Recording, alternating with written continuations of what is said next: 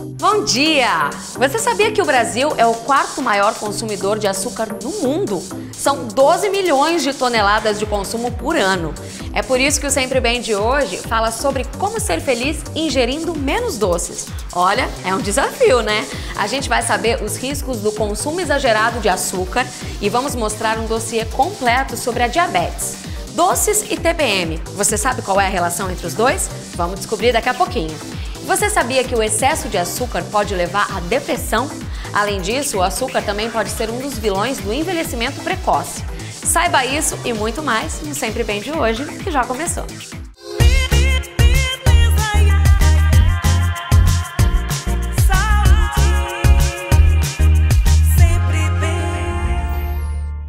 Evitar o doce é uma tarefa quase que impossível para muita gente, né?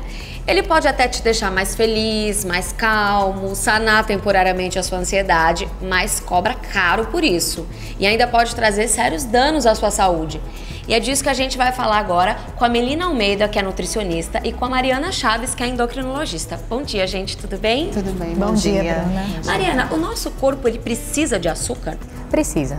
O nosso corpo, ele usa o açúcar como fonte direta de energia. Então, a gente precisa do açúcar para o correto funcionamento do cérebro, do coração, dos órgãos em geral. Mas o que o excesso de açúcar pode fazer no nosso corpo? Que tipo de doença ele pode trazer?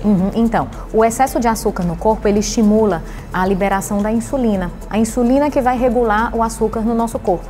Existe um momento que essa insulina não consegue mais dar conta da demanda do açúcar. Então a gente vai ficar com excesso de açúcar no sangue e isso aumenta o risco do diabetes.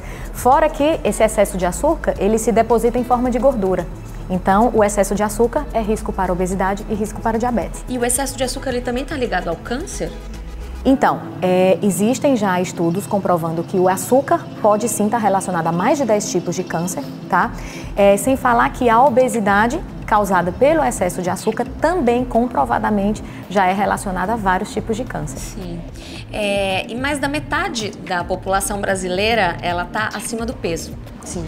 E eu queria que você falasse, Melina, justamente sobre o consumo que a gente deve ter, assim, consciente do açúcar, mas a média mais ou menos quanto que a gente deve consumir? A gente deve consumir uma média de 10% da nossa ingesta calórica diária. Só que a gente consome açúcar durante o dia inteiro, através da fruta, através do pãozinho, das massas, né, o macarrão, o arroz. Isso é super importante porque a gente precisa dessa energia. Sim, o problema realmente está nesse excesso. Mas muitas vezes a gente não sabe muito bem como ler o rótulo, né? Não entende a quantidade de açúcar que tem no alimento, né? No rótulo, o que você deve prestar atenção? Primeiro é esses substitutos, né? Esses nomes substitutos dos açúcares e também a ordem. É super importante que ele esteja lá no final dos ingredientes, porque a ordem, ela vai ser da maior quantidade do que está no produto para a menor quantidade que está no produto. Sim. Então, aquele primeiro ingrediente, às vezes você compra, eu já comprei um chocolate 70%, que o primeiro ingrediente era açúcar. E aqui a gente tem algumas opções para substituir justamente o açúcar refinado quando a gente mesmo colocar no nosso alimento, né? Eu queria que você falasse um pouquinho de cada um deles. O ideal, Bruna, a gente não consumir, né? Assim, evitar. Mas a gente tem essas opções saudáveis, sim, que é o mel, essa opção mais saudável que a gente tem, né? É uma opção mais natural, não passa por nenhum processamento e ela é interessante, mas moderadamente. Por quê? Porque também não deixa de ser um açúcar. Todos eles, na verdade. Inclusive os adoçantes, porque às vezes a gente acaba de tanto utilizar, acha que ele não adoça e acaba aumentando essa quantidade na hora que vai ingerir um cafezinho, vai tomar um cafezinho ou vai colocar num bolo, enfim. Acaba colocando até mais do que colocaria de açúcar, Sim, né? Coloca bem mais. O outro é o açúcar mascavo. O açúcar mascavo é a fonte mais bruta, é o que tem mais nutrientes. E o açúcar de coco. O açúcar de coco é do índice glicêmico mais baixo, ele é extraído, né, de uma fibra vegetal. E ele é super interessante para adoçar, mas também tem a mesma questão de muitas pessoas acharem que ele não adoça tanto. Sim. E acabam colocando um pouco mais o açúcar de coco. Então todo mundo pensa, porque açúcar de coco pode, né? Ou então vai deixar um gosto de coco também. Exato. Ou então vai modificar uma receita. A outra opção seria o xilitol, que esse é o adoçante, né? Que é um dos naturais, que a gente encontra. É natural. Ele é da onde, o xilitol? Ele é do xilose, da xilose. É uma fibra também vegetal. Só que o xilitol, ele faz pico de insulina da mesma maneira. Então, a gente está falando aqui de boas opções de substitutos para o açúcar refinado, que é o que a gente conhece, que é o mais popular, mas todos, o que eu quero deixar bem claro é a moderação realmente no consumo. Faça rodízios com tanto adoçantes quanto os açúcares e vá desmamando aos poucos. Se você tomava todo dia aquele cafezinho, diminui um pouquinho a quantidade. É o mais difícil a gente mudar os hábitos, né? É verdade. Isso, até porque o açúcar, ele está relacionado com a maior produção de serotonina, que é um hormônio que modula nosso humor, dá sensação de prazer. Então, o açúcar, ele funciona como, queira ou não, um modulador do humor. Pois é, né, gente? Muito perigoso, tem que consumir com moderação, né? Obrigada, viu? De nada. De nada. E gente, uma alimentação equilibrada e sem excesso de açúcar, como a gente falou aqui, é fundamental para prevenir uma doença crônica que atinge milhões de brasileiros. Eu tô falando da diabetes. E a nossa repórter Ladine Campi vai falar mais sobre esse tema agora. Confere aí. Eu adquiri a diabetes, eu acredito, no momento em que eu parei de fazer exercício físico. Porque até os 30 anos eu era um atleta, né? Eu andava de bike, eu pedalava bastante. Eu jogava, apesar de ser um perna de pau, mas corria muito, né? Então, apesar de a minha alimentação não contribuir, mas eu conseguia queimar essas calorias durante as atividades, né? Os exercícios. Então, a partir dos 30, quando eu comecei a ficar mais sedentário, meu peso aumentou lá para 80 quilos. Então, acho que nesse momento foi que desencadeou essa diabetes tipo 2 que foi adquirida. O Brasil é o quarto país com maior número de diabéticos do mundo. Segundo o Ministério da Saúde, assim como o Manuel, são mais de 12 milhões de pessoas afetadas. O diabetes é um aumento da glicose no sangue.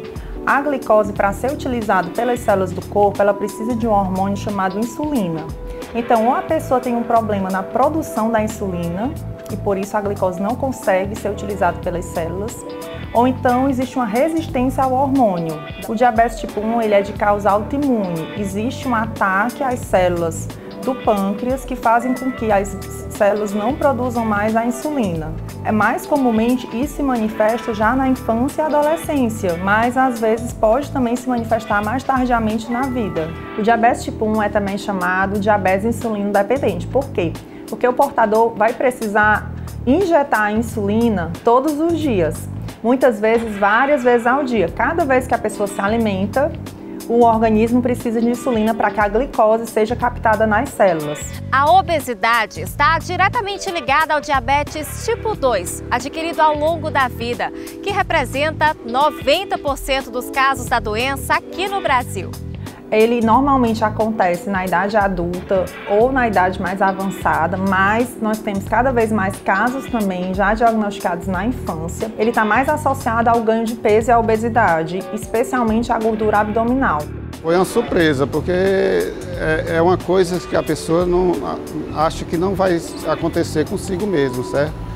Então ela só acha que acontece com os outros. As complicações do diabetes são doença microvascular, por exemplo, insuficiência renal com necessidade de hemodiálise, retinopatia com inclusive perda visual, neuropatias, podendo haver a necessidade de amputações e também a doença que a gente chama de macrovascular, infarto agudo do miocárdio, insuficiência cardíaca e também AVC. Essa é a principal causa de morte de quem tem diabetes. Cerca de 80% dos casos de diabetes tipo 2 podem ser prevenidos com medidas simples, que consistem na adoção de um estilo de vida saudável. A alimentação saudável, a manutenção de um peso saudável e a prática de atividade física regular. O tratamento do diabetes mellitus tipo 2 ele é uma associação entre modificações do estilo de vida. Além disso, existem várias medicações disponíveis, tanto medicações orais como medicações injetáveis. Em pacientes com a doença mais avançada, é necessário o uso de insulina. A minha diabetes, por ser tipo 2, e como está no início, eu identifiquei no início, então não há necessidade da insulina, da injeção. Então eu controlo só com exercício físico, eu pratico jiu-jitsu e faço funcional 3 vezes na semana. A dieta, uma dieta feita, passada pelo nutricionista, boa parte da glicose diminuiu quando eu tirei todo o refrigerante da minha vida. Café, jamais café ou qualquer outra coisa com açúcar. Então foram hábitos que tive que mudar completamente a minha vida, o modo de viver, tá certo? Então foi possível controlar. E graças a Deus hoje eu vivo bem com essa doença. Infelizmente, a previsão para o futuro é de aumento da doença. Estima-se que em 2045 o Brasil terá 23 milhões de diabéticos. Então, quem não quiser fazer parte dessa estatística vai ter que cuidar da saúde, né, Bruna? É isso aí, Ladine, tem que cuidar da saúde sim, né? E é por isso que eu tô aqui com a Sherida Paz, que é enfermeira, para falar de mais alguns cuidados que a gente deve ter quando o assunto é a diabetes. Bom dia, tudo bom, Sherida? Bom dia, tudo bem? E falando agora um pouquinho das complicações da diabetes, tem o pé diabético, né? O que é esse pé? O pé diabético ele é caracterizado por uma lesão, né, por um ferimento no pé, né? E a neuropatia, que é danos nos vasos e nos nervos, ele antecede essa lesão. Às vezes a pessoa não sente, por exemplo, que pisou num prego, não sente que está pisando numa superfície quente. Você trouxe aqui alguns aparelhos que são usados também para detectar o pé diabético, né? Eu queria que você mostrasse, então, falasse deles. Esse aqui é o diapasão, né, que a gente avalia a sensibilidade vibratória, né? Esse instrumento, ele causa uma vibração e eu coloco em alguns pontos específicos do pé. E a pessoa, quando tem a neuropatia, ela não sente essa vibração, né?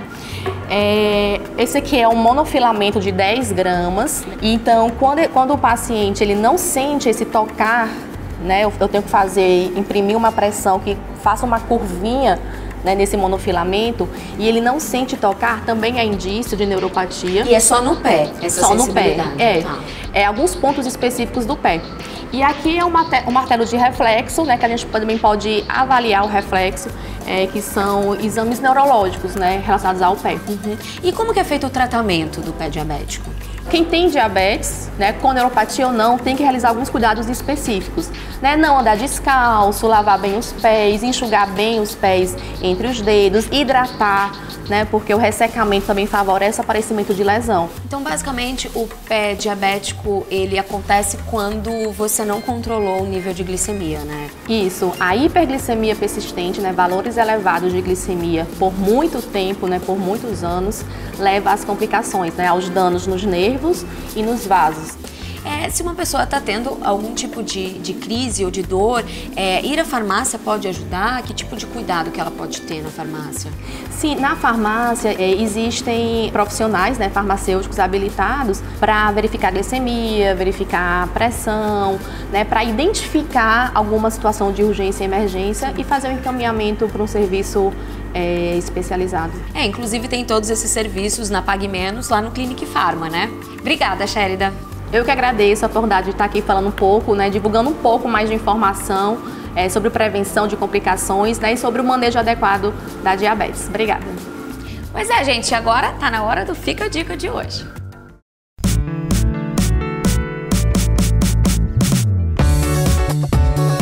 Dor de barriga pode ser gases. Se alimente em horários regulares. Mastigue bem e devagar os alimentos. Medicamentos à base de simeticona favorecem a eliminação dos gases. Alguns chás podem auxiliar no alívio dos sintomas. Evite falar enquanto come para não ingerir ar.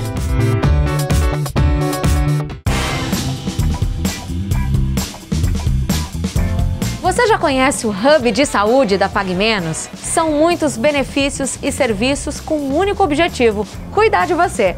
Vem comigo que eu te mostro. Nos consultórios farmacêuticos Clinic Pharma, você recebe assistência especializada em casos de hipertensão, diabetes, colesterol, asma e outras doenças. Você usufrui também de serviços de telemedicina e farmacêuticos, como verificação de pressão arterial, teste de glicemia, aplicação de injetáveis, vacinas, exames laboratoriais e muito mais. Mas se a sua procura é por um atendimento exclusivo com produtos criados especialmente para você, a dica é a farmácia de manipulação Pague Menos. Aqui você encontra dermocosméticos, suplementos esportivos, florais, óleos essenciais, fórmulas manipuladas, além de muitos outros itens. E tem mais! A Pague Menos possui um serviço completo quando o assunto é medicamentos especiais. É o AME. Um serviço para quem precisa de tratamentos especiais com medicamentos de alta complexidade para tratar câncer, infertilidade, contracepção, artrite reumatoide e problemas hormonais. A gente também não pode esquecer de falar do Sempre Bem, que é o nosso programa que faz parte de uma plataforma de conteúdo completa da Pague Menos, com portal, revista e redes sociais, que levam informação de saúde e qualidade de vida a todos os brasileiros. Afinal de contas, cuidar da sua saúde é a nossa prioridade. Pague Menos, viva plenamente. Muitas mulheres já devem ter sentido aquela vontade louca de comer alguma coisa doce durante a TPM, não é? Mas por que será que isso acontece, hein? O Sempre Bem responde isso pra gente agora. Confere aí. A TPM, ela me deixa bem surtada quanto ao doce. Terrível. Tem doce aí.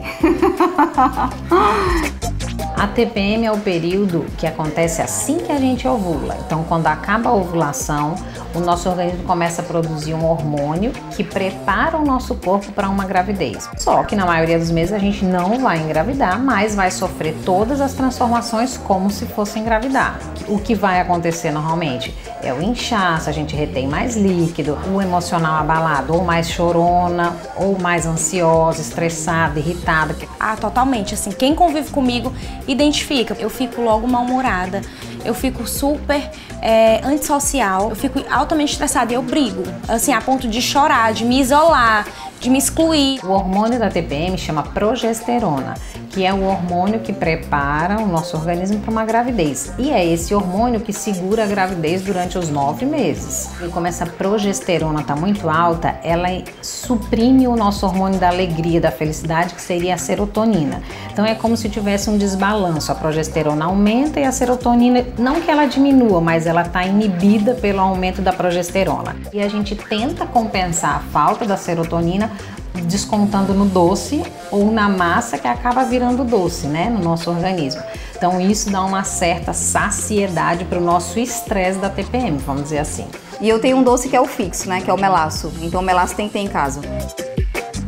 Atualmente é muito difícil o período da TPM, porque nos 5 dias eu já tô sentindo assim, aquela necessidade que eu não preciso me alimentar direito, mas eu preciso consumir açúcar. E aí eu vou, compro sei lá, um bombom, mas não me sacia, e eu tenho que comer 20 seguidos, tenho que consumir, tipo assim, não consigo consumir um suco de fruta que é doce. Pra mim tem que ser o doce mesmo, um açúcar, uma cocada, uma coisa realmente que alivia aquele sentimento que eu sinto, aquela angústia, aquela tensão, e que melhore. O doce na bolsa, o doce em casa, o doce na empresa, eu tenho que ter o doce perto de mim, entendeu? Ali pertinho, porque na hora que dá aquela sensação, pega um chocolate, pega um doce, pega um bombom, qualquer coisa que seja doce e pronto. Acaba que esse doce vai prejudicar em outras coisas para frente. Pode aumentar as cólicas, pode o fluxo menstrual vir aumentado. E outra coisa é você ir pelos doces fits. Hoje em dia esses low carb, que tem baixo carboidrato e baixo teor de açúcar, também são doces, vamos dizer assim, que fingem ser doces, mas que dão uma saciedade. Eu via que eu não conseguia superar o período da TPM sem a compulsão por doce. E eu procurei um profissional, um médico especializado, um nutrólogo, que eu faço um acompanhamento para poder conviver com esse vício, assim, não que hoje em dia eu não consuma doce no período da TPM, mas moderado. O que ajuda mais do que você comer doce é fazer atividade física. Então, quando a gente desconta esse estresse, vamos dizer, na atividade física, isso ajuda muito mais do que você comer o doce.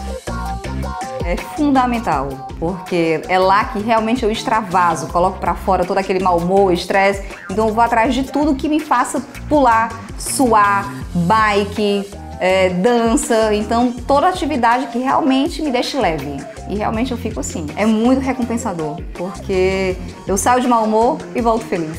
E associando a atividade física com o chocolate, aí é perfeição.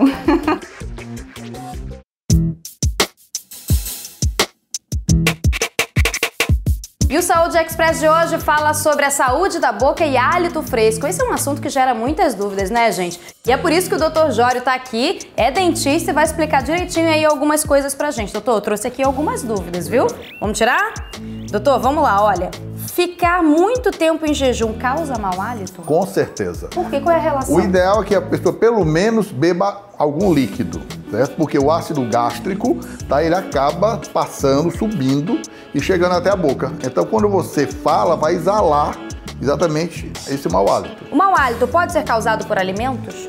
Com certeza. Aquelas comidas muito condimentadas, aquelas comidas com muita cebola, com muito alho, realmente causa um hálito desagradável ao paciente, porque parte dele fica presa aos dentes e na saliva, além do que ele consegue deglutir. O que fazer para prevenir o mau hálito? Primeiro, ter um controle com o seu dentista e periodicamente até a ele para fazer uma boa profilaxia.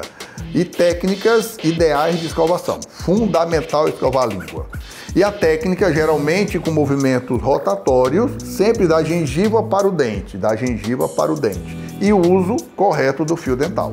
Agora, o fio dental é interessante a gente falar. Tem gente que acha que por causa dos dentes serem mais separados, o alimento não fica retido ali. Mas mesmo para quem tem dentes separados, é importante o uso do fio dental? É importante porque ele limpa aquela área onde a escova não chegou. Pelo menos uma vez ao dia. Doutor, qual a importância do uso do enxaguante bucal? Ele previne o mau hálito. E como que a gente deve escolher o enxaguante bucal? Principalmente que ele não tenha álcool, porque o álcool ele desidrata, tá? Algumas glândulas da boca e isso daí pode alterar, em vez de fazer um benefício, tá? Em relação ao mau hálito, acaba fazendo um malefício. E todo mundo pode usar enxaguante bucal desde crianças? Crianças, o único cuidado é que não tenha flúor, tá? Até uma idade. E engolir, tá? Que também não é interessante para a criança. Fora isso, não tem problema nenhum. Agora é importante você falar isso porque a gente não deve engolir o enxaguante bucal em forma líquida, né? Mas por causa da correria do dia a dia aí, tem uma nova fórmula que são aqueles tabletes mastigáveis. Doutor, como é que funciona isso? Eles previnem o mau hálito por mais tempo? É uma forma prática? Como é que deve ser? Na verdade, é o próprio ato mecânico da mastigação já está limpando os dentes. Como ele tem um xilitol dentro dele, tá? Ele já é um mecanismo para evitar a cárie. A partir da hora que você mastiga, aquele se transforma num líquido. Você está lavando a sua boca mecanicamente e a partir da hora que você engole, este em específico não tem problema. Mas é só ter uma rotina de higiene segura. Segura. Pronto, só isso. E a gente volta a sorrir, né? A gente volta a sorrir. Você sabe qual é o segredo para uma depilação suave? Está aqui, com Gillette Venus Spa. Com cabeça arredondada e barras de gel que dispensam o uso do sabonete, a Gillette Venus se adapta ao seu corpo e proporciona até 100% de pele macia. Seja sempre você e conte com a suavidade de Venus. Gillette Venus faz toda a diferença. Este produto está disponível no site e em uma Pague Menos perto de você. E agora está na hora do Beleza Express. Roda aí!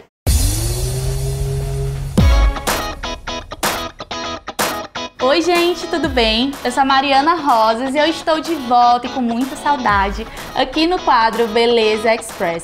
E a dica de hoje eu sei que é uma queixa que muitas de vocês têm, que é como tratar e amenizar olheiras, que é um probleminha, né, que a gente não gosta. E eu já estou seguindo um passo que é super importante para vocês fazerem, que é remover toda a maquiagem. Vocês têm que deixar a sua pele toda limpa, toda prontinha e higienizada para receber, né, esses cuidados para os olhos, que é uma região super sensível. Então, com a pele limpinha, você vai fazer com que o produto haja muito melhor. E já com pele limpa, olha a quantidade de sujeira que eu tirei da minha pele. Surreal, né? Chega a hora de você aplicar o produto específico para a região dos olhos, né? E esse tipo de produto vocês têm que se atentar que realmente vocês vão aplicar somente nessa região, que é a região das olheiras, né? Que você vai aplicar dando batidinhas, aplica também na região de cima e vai espalhando o produto em movimentos circulares até a total absorção dele. E o bacana desses produtos específicos para a região dos olhos é que eles têm compostos que vão ajudar, né, naqueles probleminhas que a gente não gosta, como a vitamina C, que tem fator antioxidante, que vai fazer com que dê uma energizada, vai tirar aquele aspecto de cansado, além da coenzima Q10, que já tem fator anti-rugas. Então você vai estar cuidando da região dos seus olhos, vai estar tratando, né, e já vai estar evitando aquela ruguinha que a gente não quer.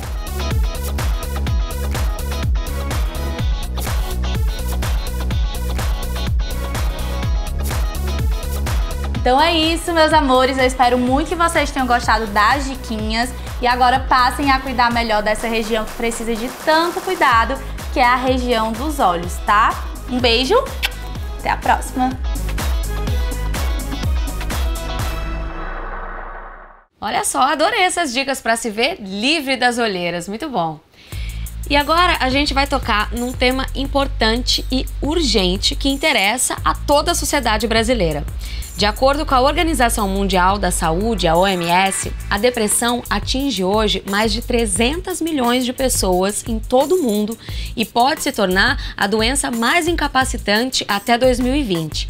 E a gente está recebendo aqui o Rodrigo Costa, que é psiquiatra, para falar mais sobre isso. Bom dia, Rodrigo, tudo bem? Bom dia, Bruna, tudo bem? Rodrigo, o que é a depressão? A depressão é uma doença que pode se tornar crônica.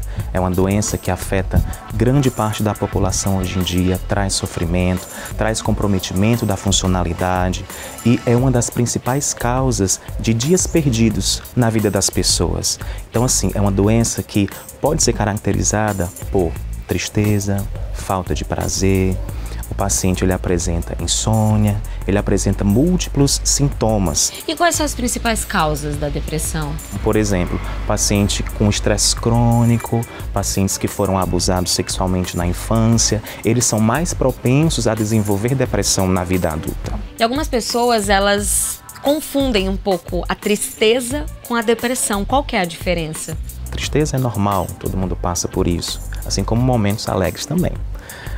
No entanto, quando essa tristeza ela vem acompanhada de outros sintomas, como insônia ou sono excessivo, dificuldade para se concentrar, pensamentos sobre se a morte ocorresse, ela seria melhor, né, que a gente chama de ideação suicida, aí isso ocorresse pelo menos num período de 2 semanas, aí a gente sim poderia caracterizar uma depressão. E qual que é a relação entre o consumo de certos alimentos, como o açúcar, por exemplo, com a depressão? O alto teor de substâncias contendo açúcares, elas causam no corpo o que a gente chama de aumento de substâncias pró-inflamatórias, né, que vão facilitar a parte inflamatória do corpo. E se o paciente ele consome altas taxas de substâncias com alto teor de açúcar, assim como alimentos gordurosos, isso facilitaria esse aumento dessas substâncias, acarretando assim numa maior chance dele ter uma depressão. Uhum. E quem está ansioso também, né? Que a pessoa que está ansiosa, ela quer comer alguma coisa doce para se acalmar e, na verdade, ela acaba que fica mais ansiosa, né?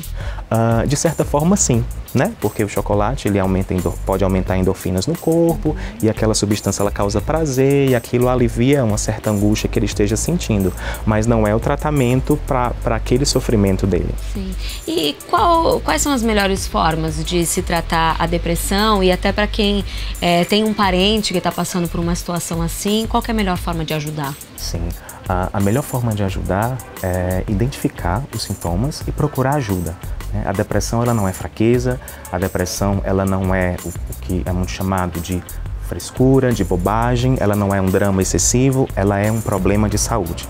Então, você que se identifica com algum dos sintomas que a gente colocou aqui hoje, você pode procurar ajuda. Procure a ajuda de um profissional médico, procure a ajuda de um psiquiatra, procure a ajuda de um psicólogo, de uma equipe preparada que vai poder te acolher, que vai poder te ouvir, que vai poder fazer aquilo que é correto e necessário para a sua recuperação, para que você volte à sua funcionalidade. É porque infelizmente ainda é um tabu, né? Tem muita gente que tem vergonha de assumir, né?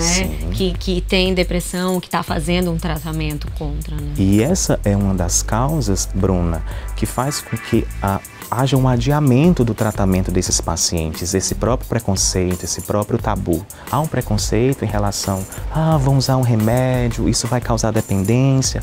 Nem sempre.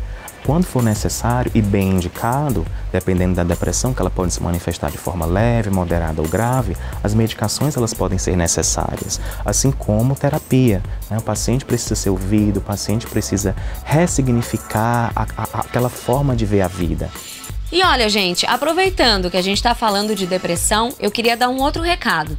Estamos no mês da campanha brasileira de prevenção ao suicídio, que é o Setembro Amarelo. E é essencial, como o Dr. Rodrigo falou, sempre procurar ajuda médica e saber identificar certos sinais de comportamento. E falar é sempre a melhor solução, não se esqueça disso. E deixa o preconceito também bem longe, né, Rodrigo? Com certeza. Muito obrigada, viu?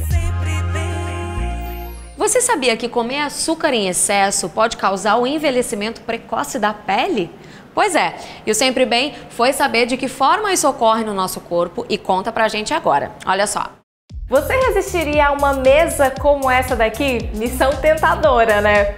Mas o que pouca gente sabe é que essas delícias podem prejudicar o maior órgão do nosso corpo, a pele.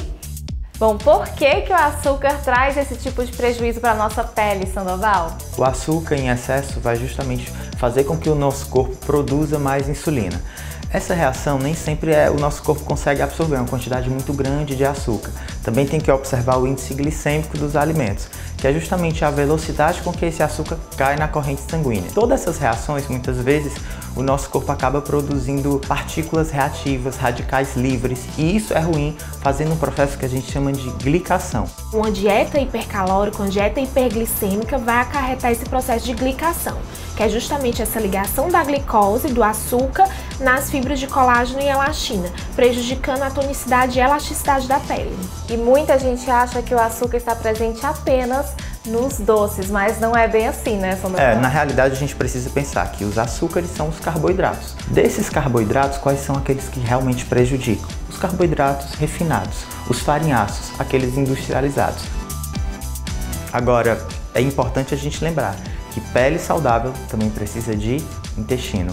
50% de uma pele saudável é proveniente de um intestino que está funcionando. Até esses alimentos muito ricos em açúcares que a gente observa são repletos de corante. Os corantes, os aditivos químicos, eles são uma bomba ali para o nosso intestino. Ele realmente agride a absorção de ômegas, a gente precisa de vitaminas, complexo B, biotina, ácido pantotênico, zinco, tudo isso vem dos alimentos. Mas se eu não tiver um intestino funcionando, absorvendo, vai parar na célula, na pele?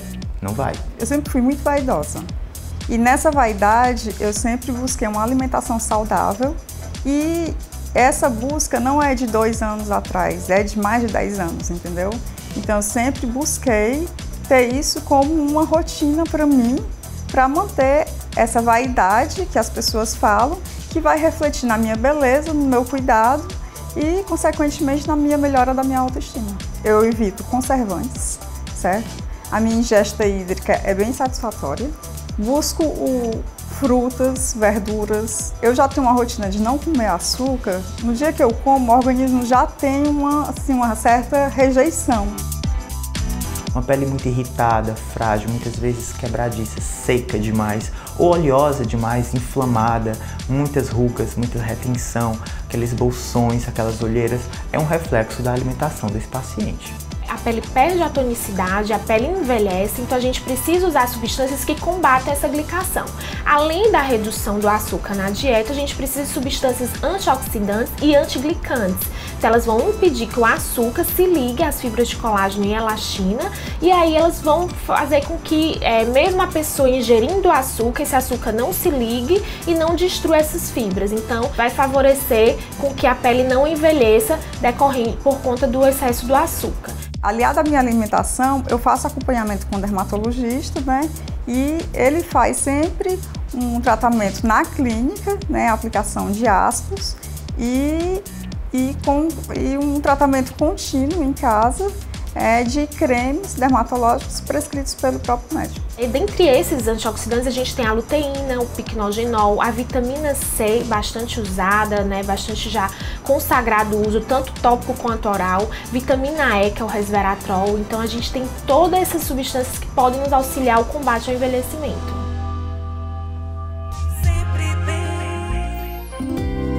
A nova linha de hidratantes faciais da Nivea traz uma rotina de cuidados para quem quer deixar a pele do rosto bonita e hidratada. O creme facial Nivea Cuidado Nutritivo proporciona hidratação intensa por 24 horas sem deixar sensação oleosa e ainda prepara a pele para maquiagem. Sua fórmula contém hidronutrientes que atingem a camada mais profunda da pele, promovendo nutrição intensiva. O creme facial Nivea Anti-Sinais proporciona uma pele firme e reduz as linhas de expressões.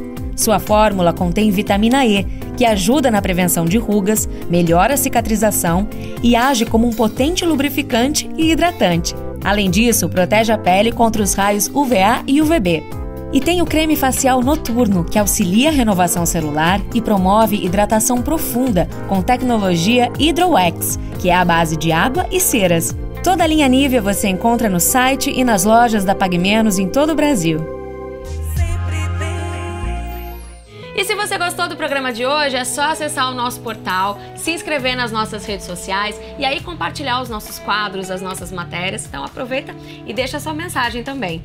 E a gente termina o programa de hoje com o Padre Reginaldo Manzotti. Muito obrigada pela sua companhia e eu te espero no domingo que vem. Um beijo. Tchau, tchau. Hoje, quero falar sobre a natureza dos girassóis. Como o próprio nome diz, eles giram de acordo com a inclinação do Sol. Em outras palavras, eles perseguem a luz. Provavelmente, essa parte você já sabe. Mas tem outra que talvez não. Nos dias nublados e chuvosos, quando o Sol fica totalmente encoberto pelas nuvens, o que acontece? Talvez você tenha pensado que ele fica feio, murcho, quase sem vida. Acertei! Mas a notícia boa é que eles não ficam murchinhos e sem graça, mas viram-se uns para os outros e dividem suas energias. A natureza é mesmo perfeita, não acham? E fica aqui uma reflexão para levarmos para a nossa vida. Quando nossos dias ficarem nublados, cinzentos e acharmos que tudo está frio, que possamos lembrar dos sábios ensinamentos na natureza e façamos como os girassóis. Eles não ficam pensando, o sol se escondeu, então eu vou ficar aqui triste, de cabeça baixa, esperando que ele volte. Nada disso. Na mesma hora, eles acionam a sua luz interior e compartilham com os outros. Então, meus amigos, desejo que estejam cercados por pessoas queridas. Tenham por perto quem possam chamar de amigo e que, nos dias nublados, virem-se uns para os outros e compartilhem suas energias. Os girassóis já aprenderam, nós ainda precisamos aprender. Descubra o seu girassol na vida. Sempre bem. Oferecimento Colgate. Siga sorrindo.